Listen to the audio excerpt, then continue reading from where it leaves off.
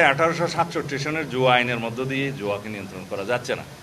এখন জুয়া, অনলাইন জুয়া, অফলাইন জুয়া, বিভিন্ন রকমের মডারেট জুয়া এবং বেটিং এগুলো চালু হচ্ছে।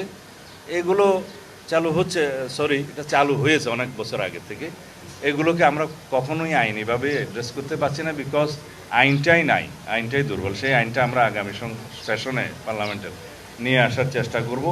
তাহলে আইনি কাঠামোগতভাবে এগুলোকে আমরা অ্যাড্রেস করব। একই সাথে মাদক নিয়ন্ত্রণ আইনে আমরা যাতে স্পেশাল ট্রাইব্যুনাল স্থাপন করতে পারি সেই সংশোধনীটাও আনব।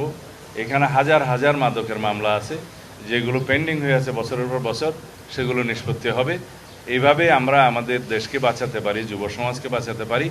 আর কিশোর গ্যাংয়ের যে উৎপাত হয়েছে সেটার জন্য আমরা কিছুটা আইনি সংস্কার আনতে হবে, যে কিশোর গ্যাং বলতে কত বয়স পর্যন্ত তাদেরকে কিভাবে কি সুবিধা দেওয়া যায়।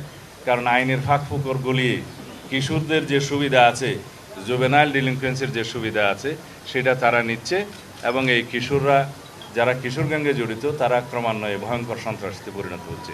সুতরাং এখানে আইনি সংস্কার দরকার আছে। এটা অনেক লম্বা আলাপ, এগুলো আপনারা দেখতে পাবেন। আমরা আইনের শাসন প্রতিষ্ঠা করব ইনশাআল্লাহ, জনগণকে সাথে নিয়ে।